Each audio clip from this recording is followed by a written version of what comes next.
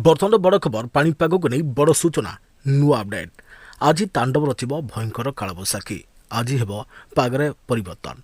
एहिसबु जिले में होइपारे कालबैशाखी सतर्क कला पाणीपाग विभाग। जानिबा डिटेल्स इनफॉरमेशन ता पूर्व वीडियो को लाइक करंतु जदि पारुछंती आपनकर संग साथी मानकु वीडियोटी को शेयर करनियतु। जदि फ्रेंड्स आपण माने हमर ई चैनल ले नुआ ही वीडियो देखुछोंदे पूर्व केबे भी सब्सक्राइब करनाथि तबे नाथि चैनल को सब्सक्राइब करे सहित पाखरे आस्तुवा बेल आइकन को बजे रखतांतो। तेज राज्य में आज भयंकर कालबैशाखी संभावना रही। आसंता 2 दिन कालबैशाखी लगी रही बेले एने सबु जिला मानकु सतर्क कर राज्यर गोटे किंवा 2टी स्थान में प्रबल वर्षा सहित पवन होबार संभावना रही। आज राज्य में तापमात्रा कमिबार संभावना रही।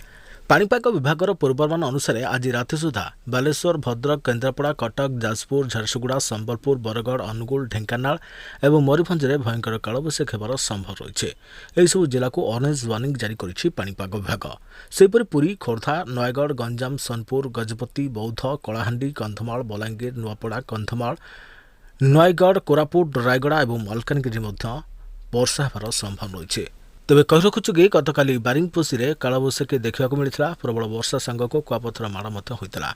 आसंता 23 तारिख जाए राज्य में कालबैशाखी वर्षा बनी संभावना रही। विभिन्न अंचल में बिजुली घड़ाघड़ी सहित वर्षा बनी आशंका वृद्धि पाउछे।